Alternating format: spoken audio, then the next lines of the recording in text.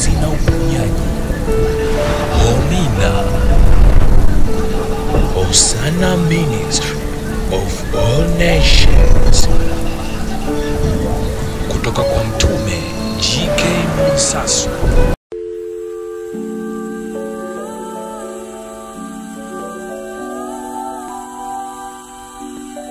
Kwa ujumbe wa leo, watu wa Mungu, unatuambia kwamba agano la utajiri.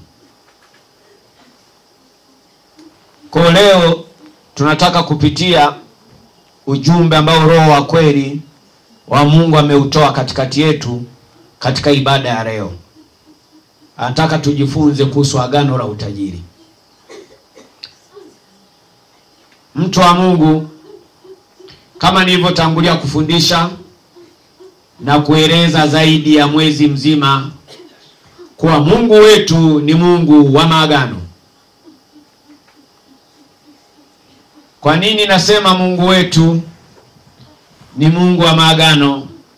Ni kwamba mtu wa Mungu ndani ya kanisa, ndani ya uokovu, kurejea kwake Kristo, huwezi ukapokea kubarikiwa bila kuingia agano. Huwezi ukatajirishwa na huyu Mungu wa Mwansasu, Mungu wa Bwana wetu Yesu aliyerejea miaka 1000 ya kutawala na kumiliki, bila kuingia agano na yeye. Kwa watu wa Mungu, asili ya Mungu wetu ni Mungu wa maagano. Anakubariki, anawabariki wale ambao wameingia nao agano. Kwa la msingi na la muhimu ambao napenda kulieleza na kulifundisha siku ya leo ni kukusi ingia agano na huyu Mungu ili aweze kukubariki. Ingia agano na huyu Mungu wa Umina, Mungu wa Mwansasu, ili aweze kuachilia utajiri. Kanisa la leo, wengi mnaona maisha yanapanda na kushuka, ni kwa sababu hakuna agano lolote na Mungu. Lakini kumbuka na tufahamu kwamba agano ni makubaliano. Kwa wengi tuliokoka tunahangaika, tuna shida nyingi, hatuoni kufanikiwa ndani ya Kristo, ni kwa sababu hatuna makubaliano. Makubaliano, watu wa Mungu. Kwa la msingi kwako wewe, hebu tafuta wakati, ingia kila ninapokaa na kumuuliza Mungu, kwa nini kanisa lisongi mbele na likisonga linarudi nyuma? Mungu aliweza kuniambia kuhusu agano, kwamba mimi nabariki wale ambao nimeingia nao nini? Agano. Na watajirisha wale ambao nimekubaliana nao kwa ajili ya huo utajiri. Nikamuuliza ni kwa nini? Hawezi Mungu akakupa tu, akupo kafanyeni. Upande wa pili, watu wa Mungu wana maagano. Mtu anaenda kwa mganga, anaenda kwa sware baharini, anapewa utajiri kwa kupitia majini.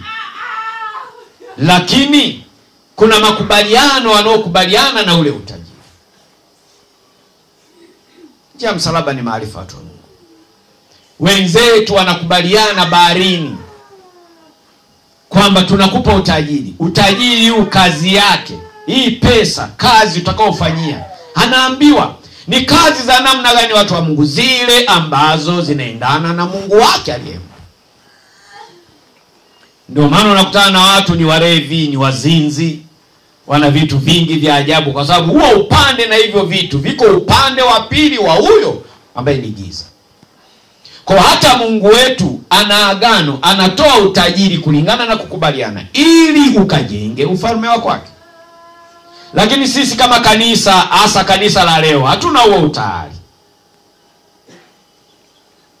Kisoma kwenye Biblia, agano la kale, watu walitajirishwa sana na huyu Mungu wa Ibrahimu, Isaka na Yakobo. Walitajirishwa sana. Kwa nini, watu wa Mungu? Waliingia agano, walibarikiwa, waliingia agano. Ukisoma Biblia, yani agano jipya, uoni watu waliobarikiwa, uoni watu ambao ni matajiri, uoni. Leo kanisa, watumishi wengi, wachungaji wengi, manabii na mitume wanahubiri injili, kazi ni kulalamika, hawaoni. Kristo yupi ambaye ni bilionea, amebarikiwa, ametajirishwa? Yupi? Lakini yote ni kwa sababu hakuna maarifa. Kwamba wengi sisi kama kanisa wa Kristo hatuna agano. Kwa ningependa mjue na niwaambie kwamba Mungu tunayemwabudu, Mungu mliyemfuata ni Mungu wa maagano.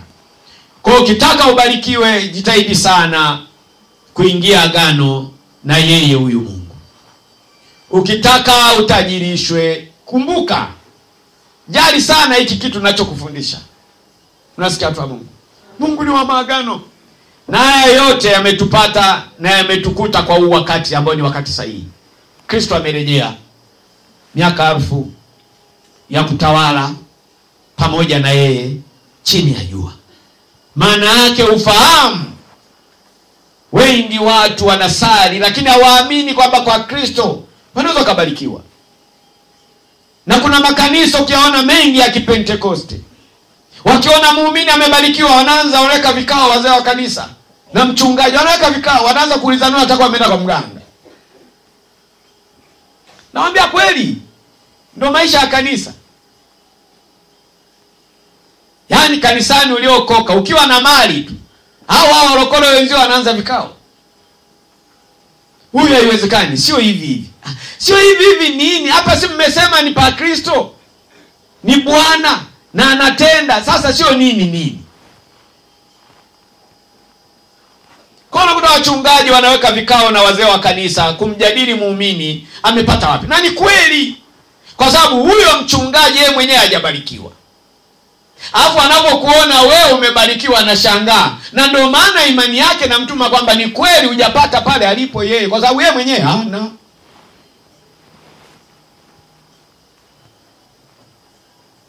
Kristo amerejea.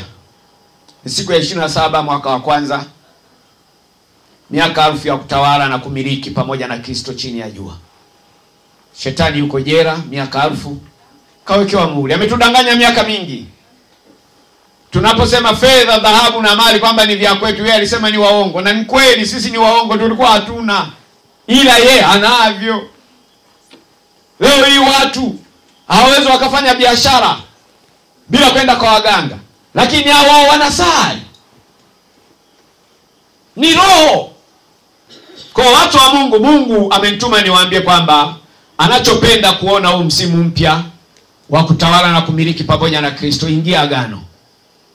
Ingia agano. Ili akubariki. Ili akupe ubilionea. Ili abadili maisha yako. Mwanzo 12. 1 mpaka 3. Mmepaona watu wa Mungu?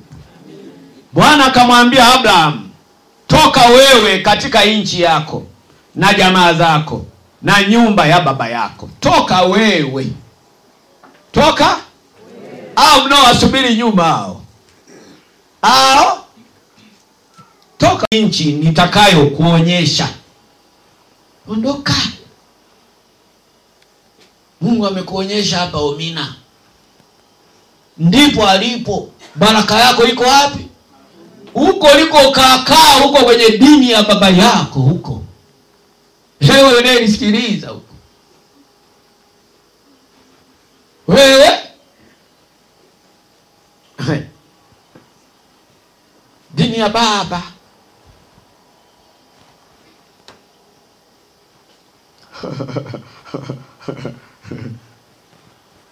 Abraham aliambiwa achana na dini ya babako. Ondoka hapo, njoo huku nikubariki. Wewe unalialia upo kwa babako, unibariki, akubariki nani? 2. Nami nitakufanya wewe kuwa taifa kubwa. Umeandaliwa. Amua. Maamuzi. Asubuhi nimewaambia sadaka ni maisha. Sadaka ni uhai. Sadaka ni ibada. Nikawaambia kwamba cha msingi sisi, shida sio fedha. Shida nini? Mioyo. Mioyo yetu haina utayari kwa ajili ya kujenga ufalme wa nani? Ndio shida ilipo. Wala sio fedha.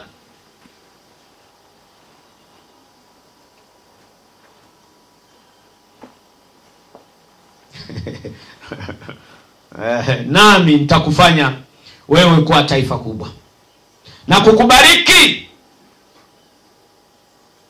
na kulikuza jina lako, nawe uwe baraka. Ni ahadi, ni agano, ni makubaliano. Maana yake sasa ukichukua hatua, haya ndiyo mtakayokubaliana na huyu Mungu kwenye hii madhabahu. Afrika, amka. Mungu ni ufahamu na shetani ni ufahamu. Leo kama mtume natangaza Kristo amerejea, maana yake ni ufahamu. Tumedanganywa miaka mingi. Tumeambiwa tutatawala na kumiliki. Tena kwa ubaya, kwa hilo andiko jinsi mlivyofundishwa, mliambiwa huko juu mbinguni mkatawale na kumiliki nini mbinguni? Wamekwambia mbinguni wanaoa huko. Nawaza zinaa tu. Wamekwambia mbinguni wanakuwa na magari huko. Hapa kitaka gari ni hapa. Taka mke mzuri hapa. Sio kule. Sagari. Hapa. Unasikia? Rafiki, naye Mungu anapenda ukiwa na mke, wewe na mke mzuri. Kwa sababu atajidaia yeye. Kwa sababu aliyomo ndani ni yeye. Unashangaa? Leo unapoenda kuoa na uchaguaga hata mke. Sio unaoa kwa sababu anaoaga tu duniani na unaoa tu. Unaenda kuolewa kwa sababu ni mwanaume tu. Kila mwanaume. Ufahamu. Ufahamu. Fahamu. Ufahamu. Fahamu. Tunaona hata wenzetu wakati hana hela alikuwa na mke mbaya.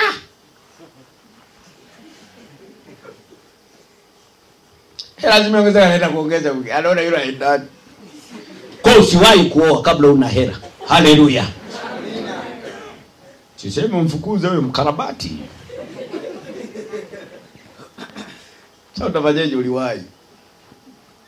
Utafanyaje? Right. Ni mbaya huyo mkeo kwa sababu ya miungu. Wewe unamuona mbaya kwa sababu ya miungu ya kwenu. Huyo sio mbaya. Wewe ingia agano utaona. Maana yake pesa ikuwepo, hakuna mwanamke mbaya wewe asikutakaje mtu. Haleluya. Amina. Haleluya. Amina. Yaani tunaonekana wabaya kwa sababu ya njaa. Jiangalie mara mbili. Jiangalie. Unaona aibu nini? Wewe sio mbaya, shida. Na hizo shida ziishe, ingia agano.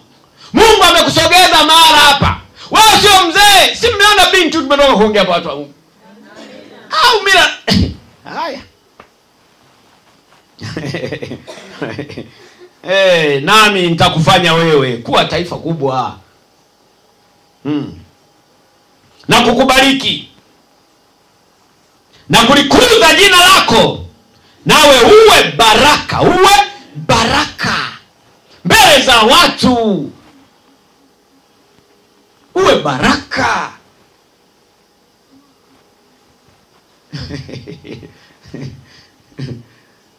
Alokole hivi kama hapa mkisikia wanasema mitaani, wanasema nyie hatuwapendi ni kwa sababu mnaharibu vitu vyenu ndio mnalizika hivyo. Unaharibu vitu afu una hela. Tafukuzwa nyumba zote. Sasa unang'ania nyumba ya wenzio. Kisa wewe eti rohoni unapiga.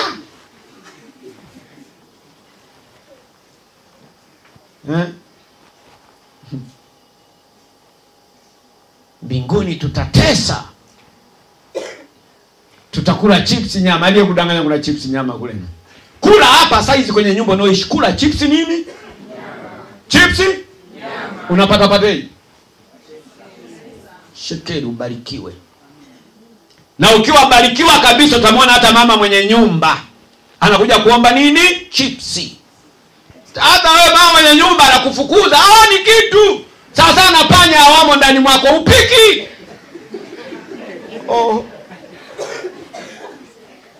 Hamna vinono. Kuna zingine tunachukiwa huko ni kwa sababu hata kasukari tu mama mwenye nyumba. Unajua wenye nyumba wengi mjini hapa walijenga miaka ya 70 nao wakiwa na hela. Leo hawana. Wewe mpangaji ni wa hasara tu. Haya, mtanikumbuka mimi.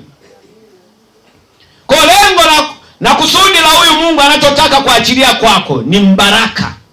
Kumbukeni, baraka ni kuzidi. Manake eneo lipo watakuona. Anaonekana nani? Mungu wako. Watu wa Mungu, Mungu wako. Mimi ni watu wa Mungu. 3, nami nitawabariki wakubarikio, naye akulanie nitamlani, na katika wewe na jamaa zote dunia watabarikiwa. Unaona, unakuwa mbaraka. Maana yake ukifika mahala una kitu. Una kitu. Na kuta watu wana njaa, ndio maana yake. Na wewe Yesu anatenda. Yupi? Huyu amerejea. Amesema tutatawala pamoja na kumiliki chini ya jua. Hapa.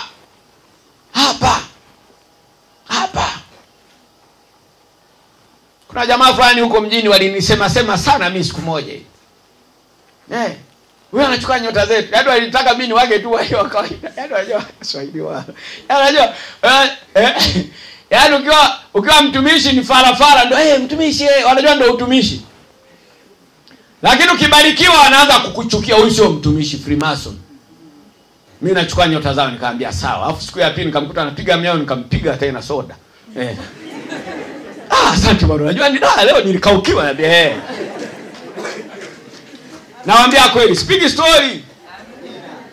Tunatakiwa tubarikiwe. Mungu wetu lazima ajitangaze, atatufanya baraka katikati ya watu. Maana yake tutakapoishi sisi tuwe mfano. Tukikuta watu wanaumwa, sisi tutamke neno wapone. Tukikuta watu wanalia njaa, sisi tutoe wale ili waje kwa huyu Mungu. Haleluya. Haleluya. Watu wa Mungu, unapokuwa mwaminifu wa kutoa zaka kamili au fungu la 10, ndipo utamuona huyu Mungu akikukumbusha yaliyo mengi, namna ya kuingia agano. Kwa nini? Ameona wewe ni mwaminifu. Ameuona moyo wako kwamba ana uwezo wa kuwekeza. Unajua watu hawajui, mimi nimetumwa kwa ajili ya kuandaa koroni jipya. Wengi hawajui mimi ni mwekezaji. Unasikia? Mimi ni mwekezaji. Ndio maana nalia, nataka wewe ubarikiwe. Mimi ni watu wa Mungu. Ili wengine waje kwa huyu Kristo kwa kupitia wewe.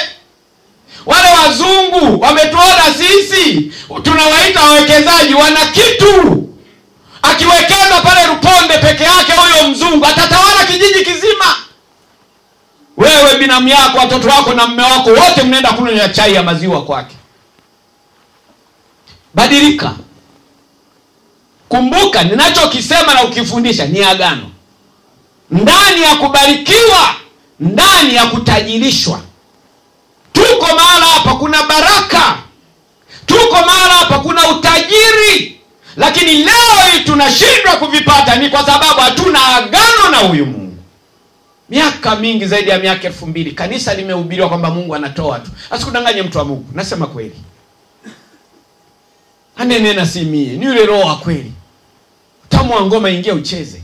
Lakini vita kubwa ambayo tutatembea nayo ni mioyo. Haitakuwa miepesi. Kuna wengine hapa wanasema huyu Mungu anataka yeye sadaka. Sawa, mimi ndo napita hivyo.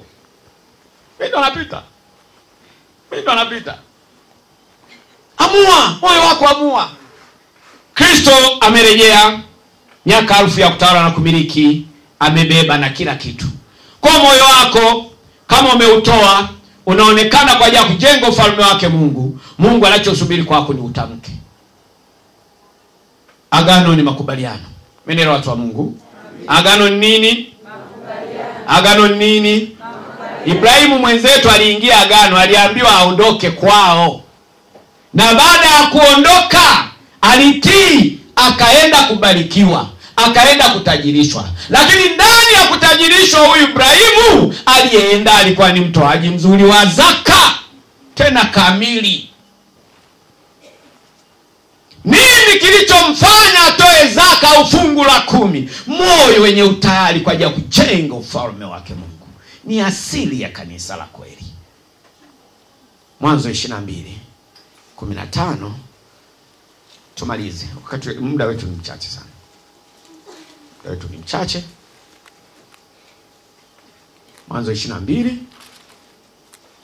Wewe unasema Mungu wa Ibrahimu, Isaka na Yakobo, mimi nalala njala utalala. Huna makubaliano. Hamjakubaliana na Mungu. Sawa, unasali sawa, umeokoka sawa. Unataka Mungu aachilie utajiri kwako. Kuna watu wenye njaa watapita nyumbani kwako, hutawaokota wewe. Moyo wako hauna utayari. Kwa hiyo Mungu aweza kawekeza kwako. Hilo naomba litambue na ujue. Hii ni kanuni ya kiungu ya huyu Mungu aliyerejea wa kutawala na kumiliki chini ya jua. 22:15. Neno la Mungu linasema, malaika wa Bwana akamuita Abraham mara ya pili kutoka mbinguni, akasema, nimeapa kwa nafsi yangu, asema Bwana. Ameapa. Mungu akisema ndio, hakuna wa kupinga. Ninachotaka niwaambie na tujifunze zaidi watu wa Mungu. Mungu wetu ni wa maagano, na akiingia agano hawezi akavunja agano. Haya mnayoyaona watu wa mataifa wasomi wanaingia sijui mikataba, wameiga huku. Agano ni makubaliano, ni mkataba. Ingia mkataba wewe. Uzuri msimu huu tunakoelekea tunaenda kujenga kanisa la kwetu. Unafikiri ajenge naye? Tajenga wewe na moyo mzito. Huo.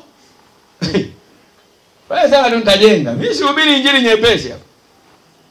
Kuna gharama ya wewe kuwa mmoja wapo ambao utashiriki pamoja na huyu mtume kujenga lile jengo.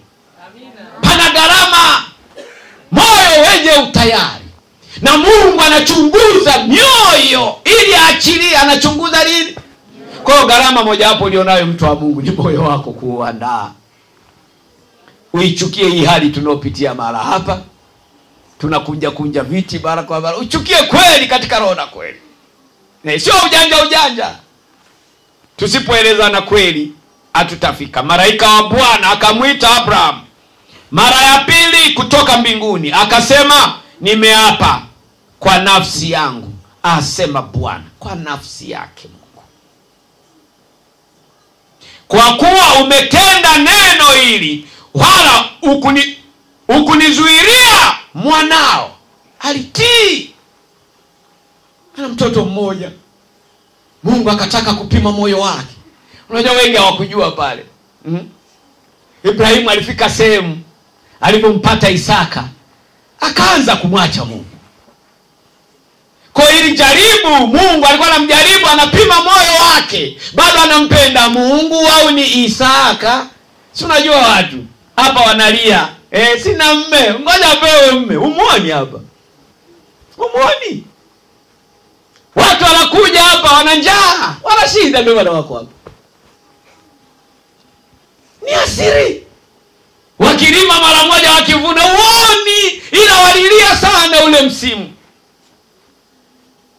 Isaka alijaribiwa katika hili. Kalete mwanao awe sadaka. Toto huyu mmoja. Mungu alikuwa anapima moyo wa Ibrahimu. Wewe Ibrahimu ndio ulikuwa unapimwa. Ndio maana ukiendeleza historia katika kuisoma, kufika mara pale Isaka hakutolewa kama sadaka. Mungu aliposhuhudia ule moyo kwamba ni kweli, ule moyo bado unatembea pamoja naye Mungu akaachilia kondoo awe sadaka. Haleluya. Haleluya. Hicho unachokililia ili uweze kukipata, moyo wako. Mmenielewa watu wa Mungu? Mmenielewa? Nimewaambia toka mwanzo, sadaka kama fedha sio shida kwenye kanisa. Sio shida. Siku nyingi huwa najaribu hata kuwaambia, unajua injili niliyotumwa nayo mimi ni ya tofauti sana. Wachungaji wengi hawatoi fungu la 10. Wachungaji wengi utoaji wa sadaka ni shida. Wiki wana wajaribu sana bibi. Tunaona kawimbo ka sadaka kakiimbwa kama dakika ngapi na mimi nimesimama. Hivi kama mimi sina sadaka kwa mtafanyaje sasa? Si mnaona niwezea watu.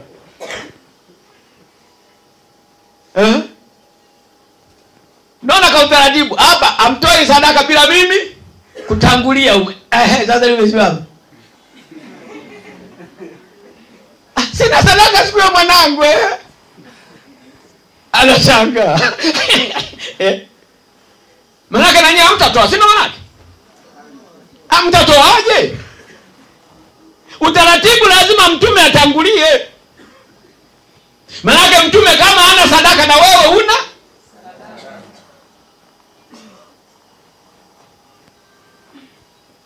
Mungu aliniambia hizi sadaka zenu kila mwisho wa mwezi lazima zitolewe fungu la 10. Pana kesi, msilete masiara. Ni injili tofauti. Natoa mfuko huu, naweka mfuko, lakini kuna gharama. Moyo unaanza kujiuliza. Kuna siku nikitoa roho inanituma nirudi saa 8 kuchukua hapa. Je, ningekuwa natoa hapo kichungaji ni mwingine tunaondoka. Nawaambia kweli, moyo. Yaani huyu Mungu mwacheni.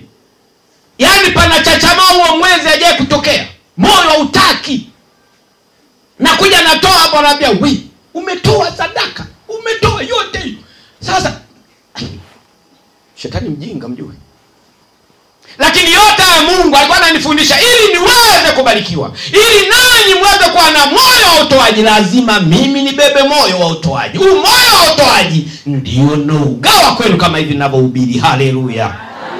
Haleluya. Sio nikaja asiri kuhubiri kitu ambacho sikifanya. Haya na wahubiria ya agano. Mimi nishatoa agano na Mungu wangu wa mara. Utoe sadaka usitoe, mimi nitabarikiwa. Hilo mimi nakwambia.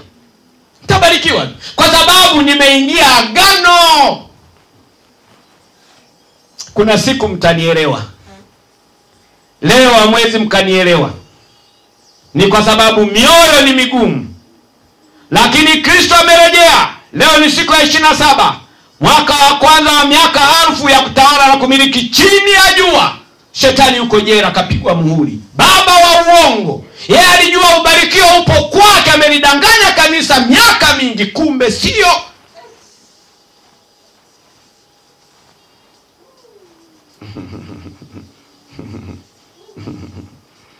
Akasema, nimeapa kwa nafsi yangu, asema Bwana, kwa kuwa ametenda neno hili, wala hukunizuilia mwanao wa pekee. 17 Katika kubariki nitakubariki, na katika kuzidisha nitakuzidisha. Mungu amegundua moyo.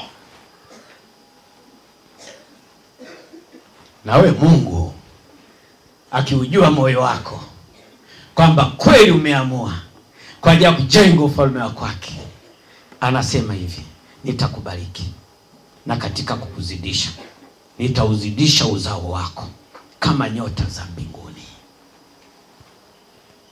Watu wa Mungu, hizi sio story. Sio story. Cha msingi ni kuingia agano. Mungu unayekuhubiria ndio huyu Mungu anayebariki. Ndio huyu Mungu aliyesema anazidisha. Ndio huyu Mungu aliyembariki Ibrahimu.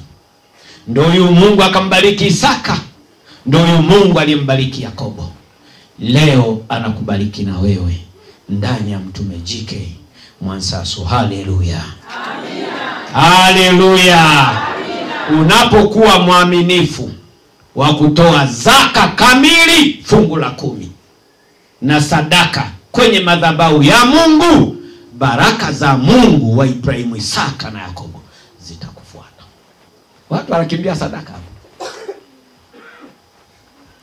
Unapokuwa mwaminifu, unapokuwa mwaminifu wa kutoa zaka kamili, fungu la 10 na sadaka kwenye madhabahu ya Mungu unayemwamini, baraka za Mungu wa Ibrahimu, Isaka na Yakobo zitakufuata. Haya yote watu wa Mungu niliowafundisha ndiyo ambayo Ibrahimu aliyapitia na akabarikiwa na akazidishwa nyumba yake yote, akabarikiwa dunia nzima. Na ule mbaraka ndio huu unaozunguka mpaka sasa mimi nahubiri leo. Kama tunajadili miaka 2000 ya Kristo, ya Yesu, je, Ibrahimu ni miaka mingapi nyuma?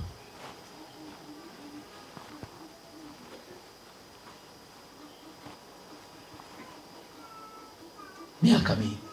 Asili ya huyu Mungu aliyemwambia Abraham aondoke kwa babake na mamake, awache ndugu zake aje kwake, lile agano alilomwahidi likawa timilifu. Lakini alikuwa mwaminifu sana katika fungu la 10, zaka na dhabihu. Mungu ahadi yake anabariki kazi za mikono ya kwetu.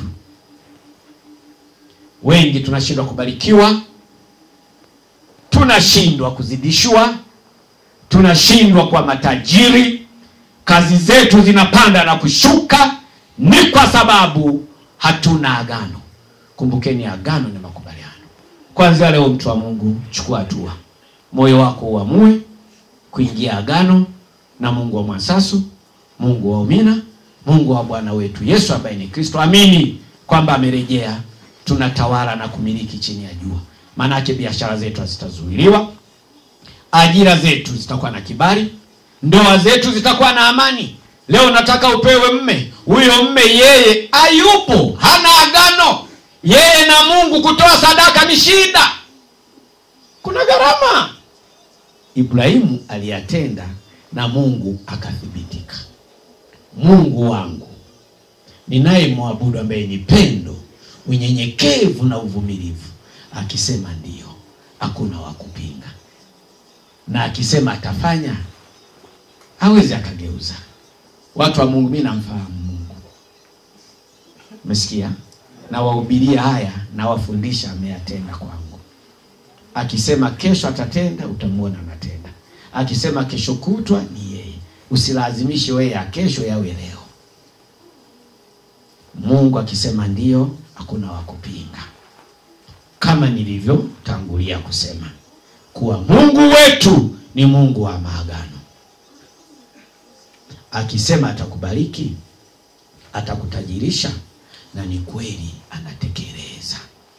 Tunda la Roho ni upendo. Tunda la Roho ni upendo. Upendo ni maisha, watu wa Mungu. Amina. Na maisha ni upendo. Amina. Mwambie jirani yako, shika neno. Shika neno. Mwambie tena, shika neno. Kalitendee kazi, mwambie. Mwambie tena. Amina. Tusimame watu.